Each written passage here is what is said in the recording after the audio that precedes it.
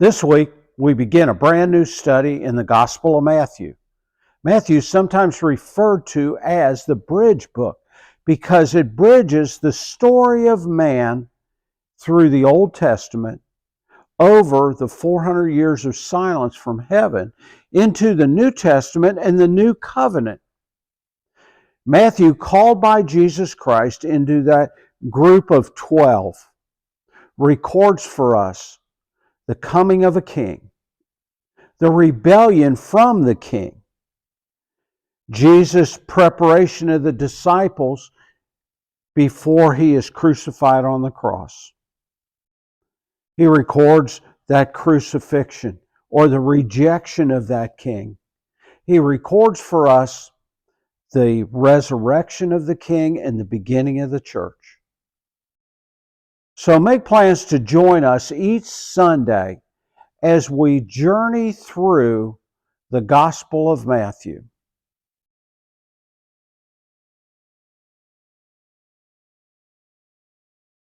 Matthew chapter 1 and verse 1, and only verse 1 today.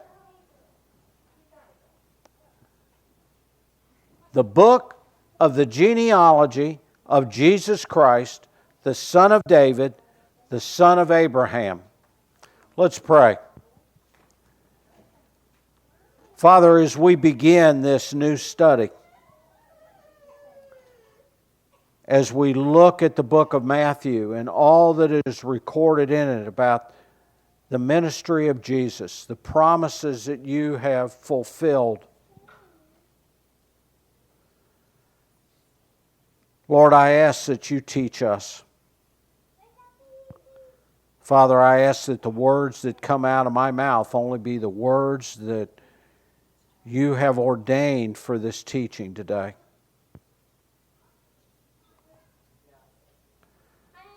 Lord, I ask that you,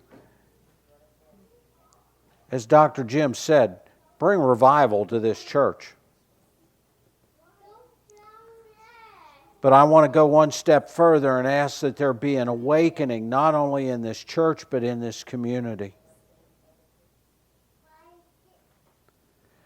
Now, Lord, help us to, as we look at the book of Matthew, learn from it of the wealth of all that you have given us, all that you have promised us. For it's in your name that we pray. Amen. You all may be seated. The book of Matthew is been called a bridge book.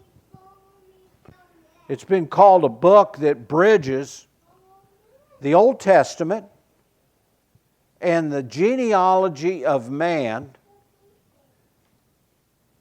over the 400-year silence from heaven into the New Testament or the New Covenant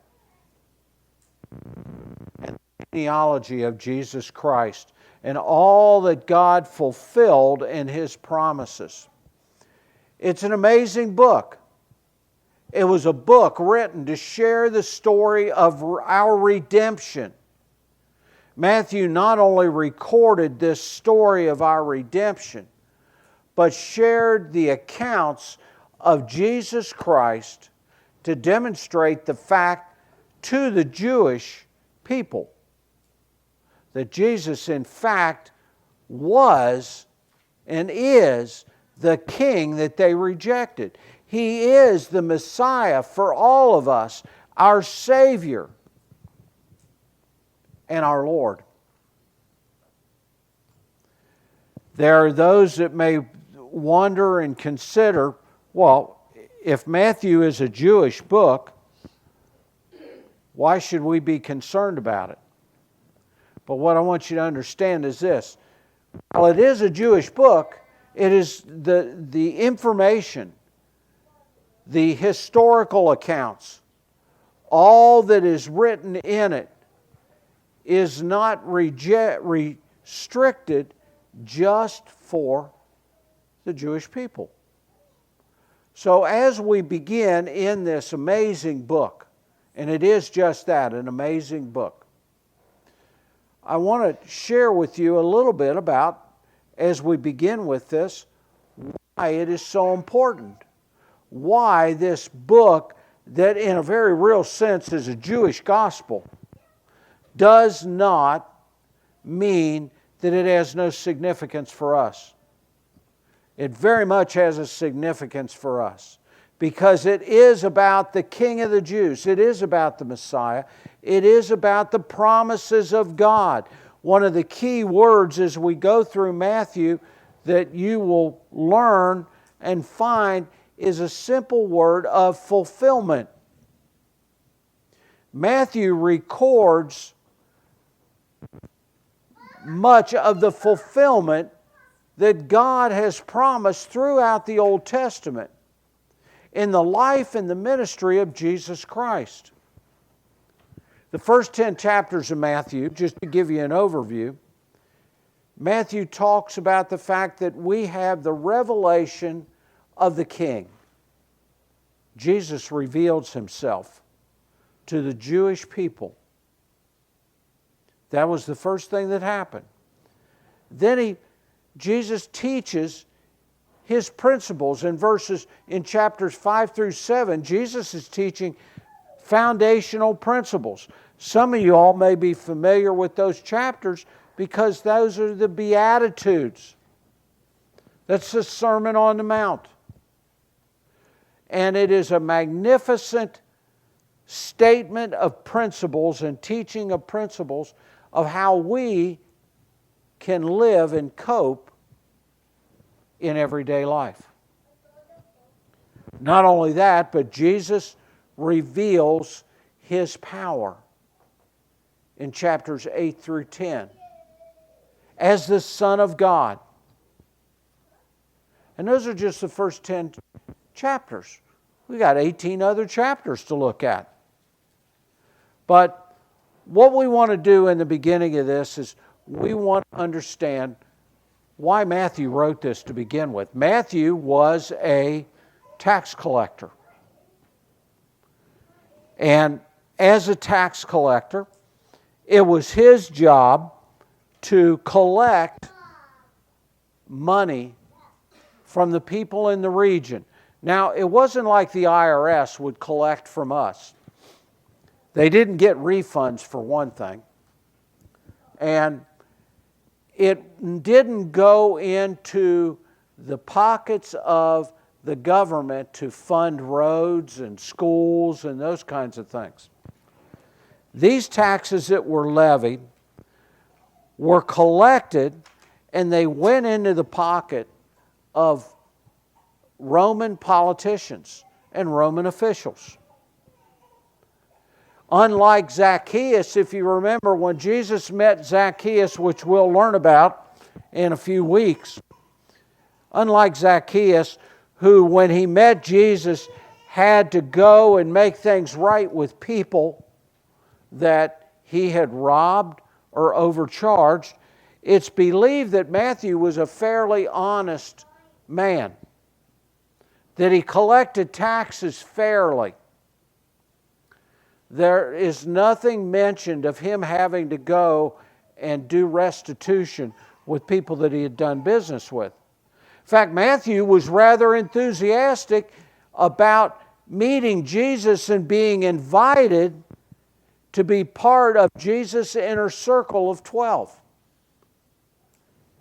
He invited his friends to come to the house and meet Jesus.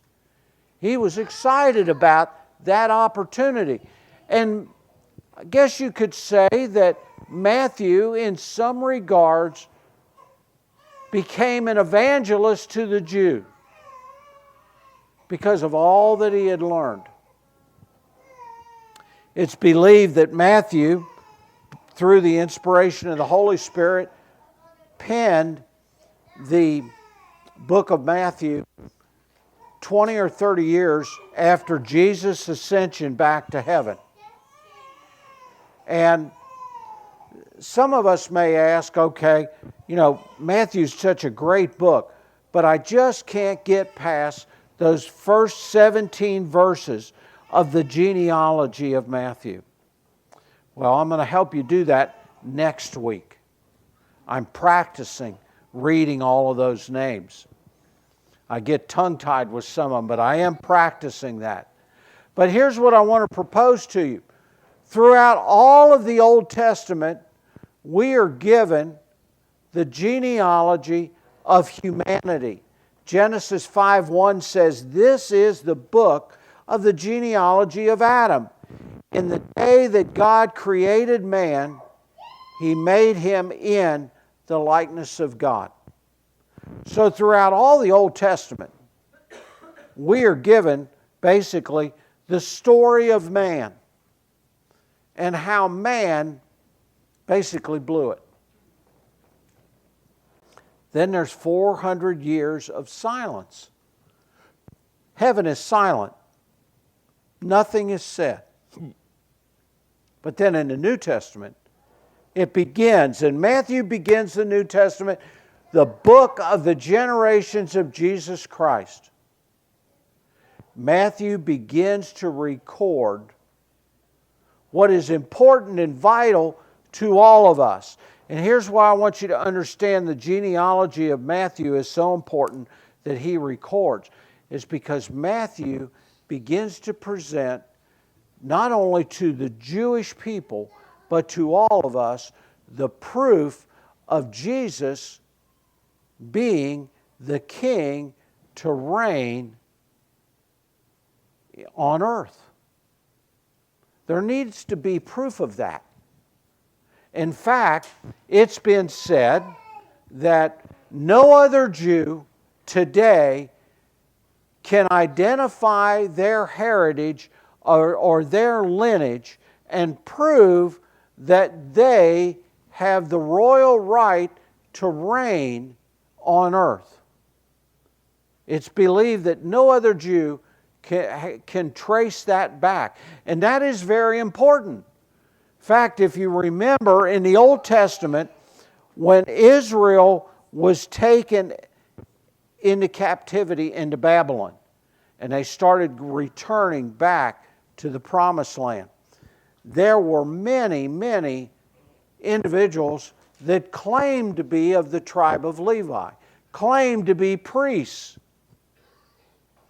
And the requirement was they had to prove by family lineage and heritage that they were actually of the tribe of Levi.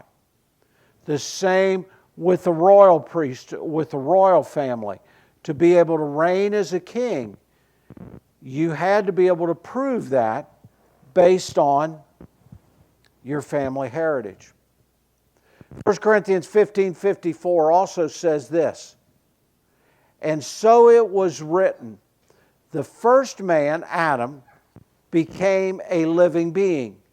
The last Adam became a life-giving spirit." And this is the key of why Matthew was so important. Adam, the first Adam, gave us a heritage of sin. Jesus, the last Adam, gives us a heritage of forgiveness and redemption, of freedom from sin. And Matthew recognized this and realized this, that he realized that Jesus was everything that they had been looking for. So the question still remains, why should we care about Matthew? Why should Matthew be so important to us? It's a hard book to read. If it's written by a Jewish man for the Jewish culture, why should it matter so much to me? Why should this Jesus be so important? Well, let me suggest to you that you turn in your Bibles now to Romans chapter 8. And we're going to look at the first 11 verses in Romans chapter 8. And as we look at these 11 verses, I want to give you an understanding of the benefits of what God is doing and has done for us with the coming of Jesus. All that Jesus has done for us. So if you're in Romans chapter 8 and starting in verse 1, it says, "There is therefore now no condemnation to those who are in Christ Jesus, who do not walk according to the flesh, but according to the Spirit." The first thing I want you to understand here and see is that we are justified and set apart by our faith in Jesus Christ. And that alone. There is nothing you or I can do to get us in the right standing with God. Without Jesus Christ, and we stood before God, we would be guilty of sin and condemned for an eternity in hell. There's no opportunity to do it over. There's no second chances. When we are condemned to hell, hell is where we will be for all of eternity. But as Paul begins to explain this wonder, he says there's no condemnation to those that are in Christ Jesus. We are declared innocent by God through our faith in Jesus Christ. And it is because of this change in our nature, a transformation from the natural man and condemnation by sin to one that is able to live a transformed life in Christ. It is because of Jesus that you and I are able to live a transformed life in Christ. Matthew realized this. I believe that this is probably the reason that Matthew, in first meeting Jesus, realized, man, my life can be completely different in Him. And if you remember the story, and we will read it in the weeks ahead, that Jesus invited Matthew to come with Him, and Matthew did just that. And he spent over 3 years with Jesus. Now read on down to verse 2 for a minute. "For the law of the Spirit of life in Christ has made me free from the law of sin and death." Now here's again the value of Jesus. It is in Christ that He has, by the ministry of the Holy Spirit in us, given us a means to be free from the enslavement of sin in our lives. How many of you remember Flip Wilson? You remember one of his famous sayings, "The devil made me do it"? Well, let me tell you something, folks. The devil does not make you sin. It is our natural man and our old nature that makes the choice to do that all on our own. So the response to people of saying, "I just can't help myself," is a lie. It is an excuse to not take responsibility for behavior. Because in Christ, when we come to Jesus Christ and the Holy Spirit seals our salvation and indwells us, we are empowered to be able to say no to sin. We are empowered to overcome the natural man and act like a child of God. Act like a citizen of heaven. And all of this can be found in Matthew. If you look at verse 2, the very first word in most translations is the word "for." And that word literally introduces the reason there is no longer condemnation for each of us as a believer, as one who trusts Jesus Christ as Savior and Lord.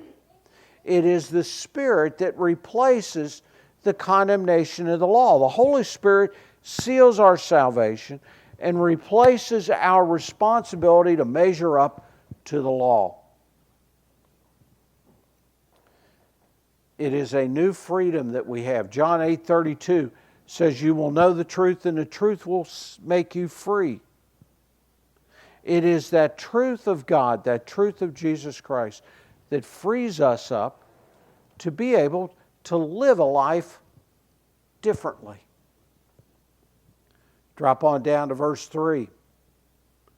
And Paul continues to share what I believe Matthew realized and learned through following and listening to the teaching of Jesus Christ. For what the law could not do, in that it was weak through the flesh, God did by sending His own Son in the likeness of sinful flesh. On account of sin, He condemned sin in the flesh. To put it very simply, Jesus, being born in humanity,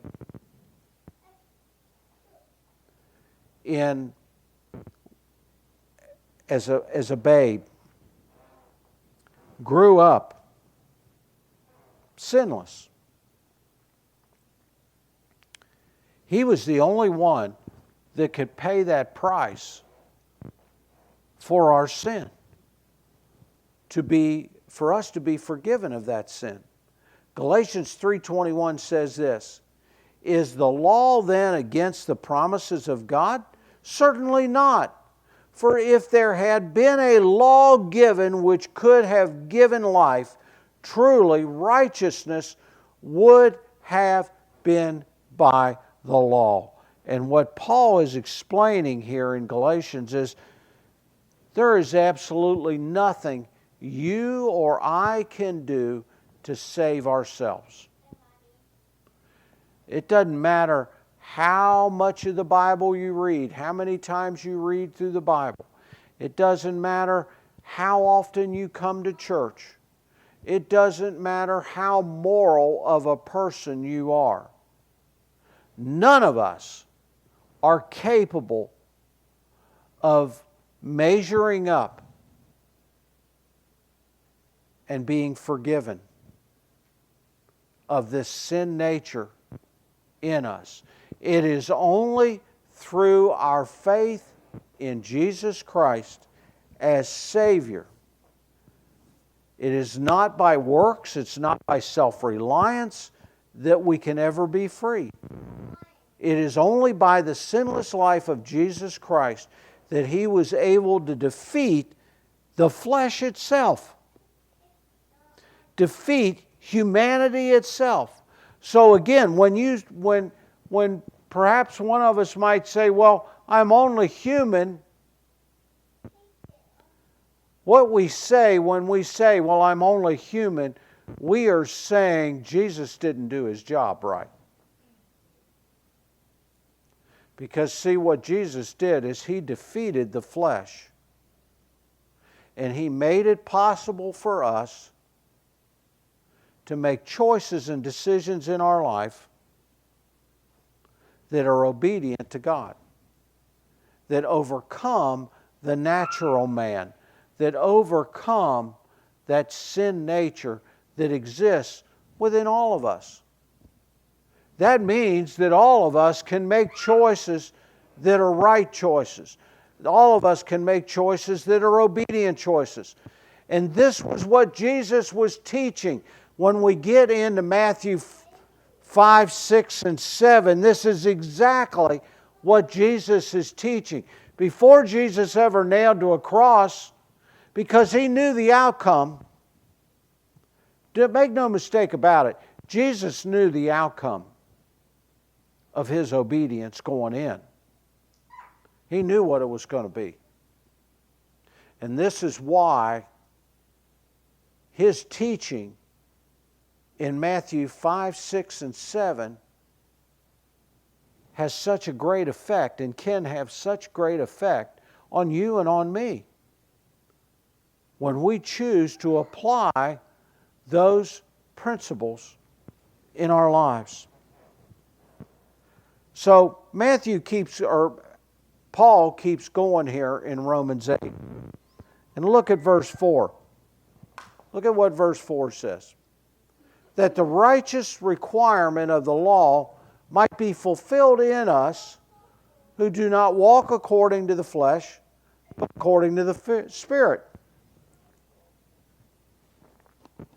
Now, there's a key word here, and we will see it more and more, and that's the word fulfillment. This is what Jesus did. Jesus was the fulfillment and is the fulfillment of God's promises to all of creation. Throughout all the Old Testament, and you read the promises that God has made, Jesus is that fulfillment. The law and obedience to the law is not able to free us up. It's not able to give us the peace in our hearts and in our minds.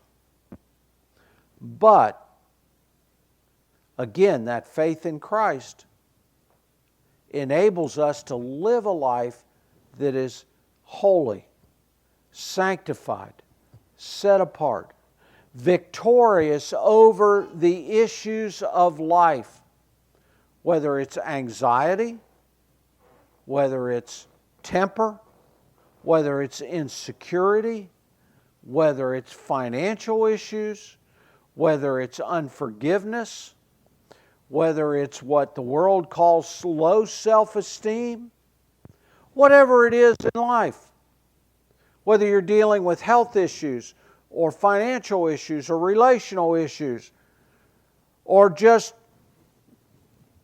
issues in and of itself. In Christ, we are able to be victorious over those things.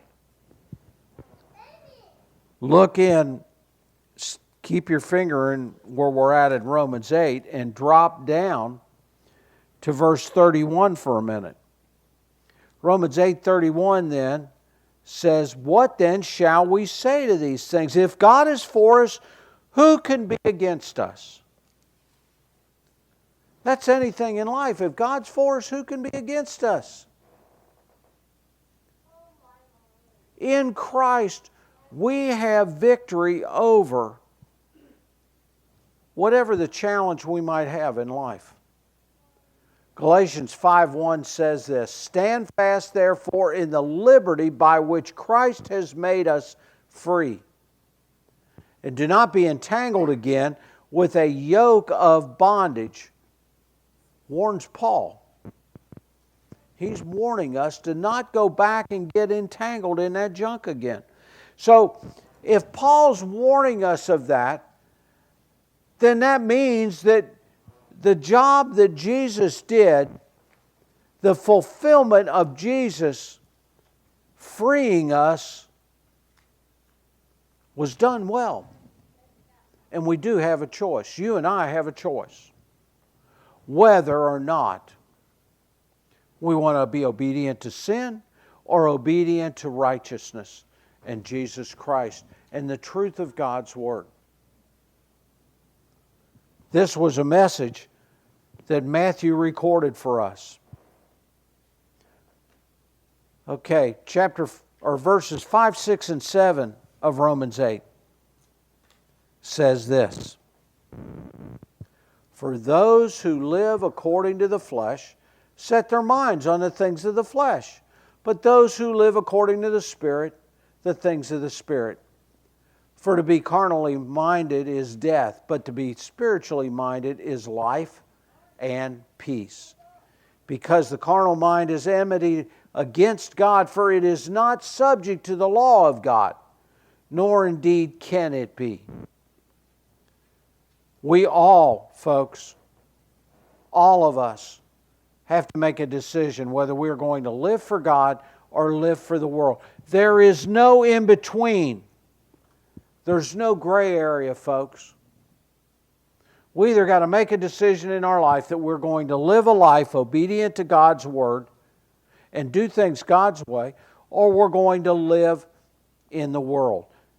And when we convince ourselves, well, you know, the world says this is okay, I don't see the harm in this, you're no longer living in obedience to God. There is no gray area. The believer can have two ways of thinking. We can have two ways of thinking. Of course, James addresses that, and he says a double-minded man is unstable in all of his ways. And on Wednesday nights, we've started looking at what it's like to live a stable life as a believer. Not to have that emotional roller coaster of up and down and up and down and all around. But we have to make a choice. We can either lean towards the things of the world, or we can hold firmly onto the things of God. We can either be a carnal Christian, which means, yes, we have Jesus Christ as Savior, but we are living a life fulfilling and pleasing our own nature, our own wants. And this was something that Jesus, once again, talked about a lot. And Matthew recorded. John 10:10, Jesus said, thief does not come except to steal and to kill and to destroy. But I have come that you may have life and have it more abundantly. Jesus came to give us an abundant life. How many of us are living a life, what do I want to say here? Living a life kind of questioning whether God's ever going to bless us or not, whether God's ever going to take care of us or not, because things aren't going the way we want them to go, or God's not doing them in the manner that we think that He ought to do them in. But Jesus said that He's come that we can have life and have it more abundantly. And I would imagine that Matthew, as he heard Jesus saying those things, that he was so amazed.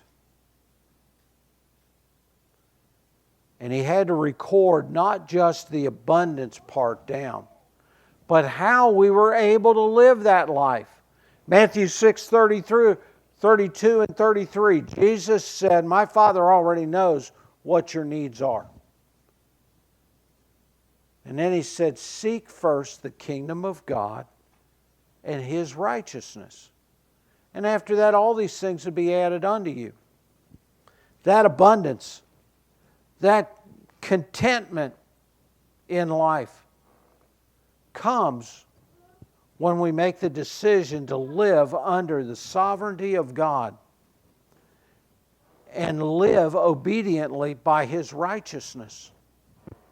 John 14:27, Jesus said, peace I leave with you, my peace I give to you, not as the world gives, do I give to you.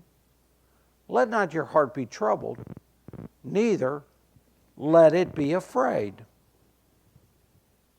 Now that phrasing of to be afraid is similar to what David used in Psalm 16:8 when he says, I have set the Lord always before me. Because He is at my right hand, I will not be afraid.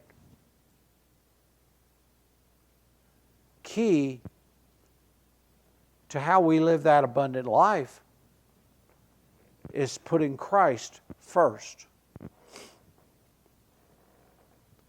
Romans chapter 5 and verse 1 says, "Therefore, having been justified by faith, we have peace with God through our Lord Jesus Christ." Can you imagine living life with absolute peace? Warren Wiersbe described peace in this way: it is not the absence of turmoil, but it is having the confidence in the midst of the turmoil that God will take care of you. We look for the absence of problems rather than looking to Jesus, who is the answer for all those problems, who is the author of peace in our lives. Verse 8, "So then, those who are in the flesh cannot please God." Romans 8:8. "So then, those who are in the flesh cannot please God." It's very simple. There is nothing you and I can do absent of Jesus Christ in our lives that can bring us to a place to where our lives are pleasing to God. Absolutely nothing.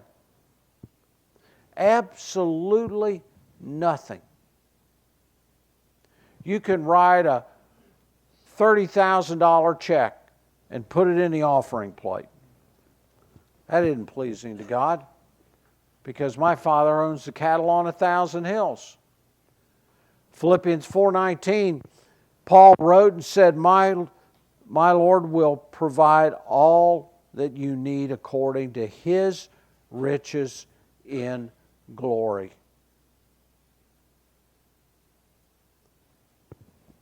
So writing a big check isn't going to please God. Carrying your Bible to church every Sunday isn't going to please God. Having perfect attendance in church isn't going to please God. It is, in fact, simply two things: having Jesus Christ as Savior and Lord. Look at verses 9 through 11 of Romans 8, and we'll finish with this. "But you are not in the flesh, but in the Spirit." Now, Paul's talking about here if you are a child of God, a citizen of heaven. "But you are not in the flesh, but in the Spirit, if indeed the Spirit of God dwells in you." Now, if anyone does not have the Spirit of Christ, he is not His. And if Christ is in you, the body is dead because of sin, but the Spirit is life because of righteousness.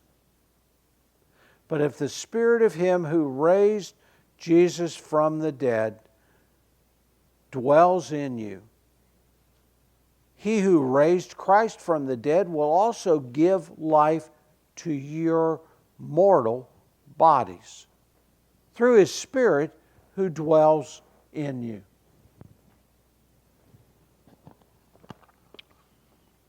It's very simple.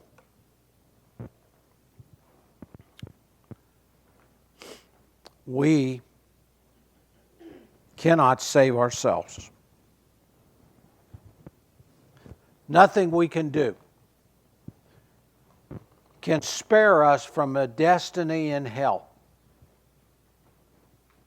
It is only by Jesus Christ and through Him that can happen. We can't have a victory in life. We cannot overcome any challenges that we have in life without Jesus Christ. As hard as you try, it is only through Jesus Christ that we are able to do it.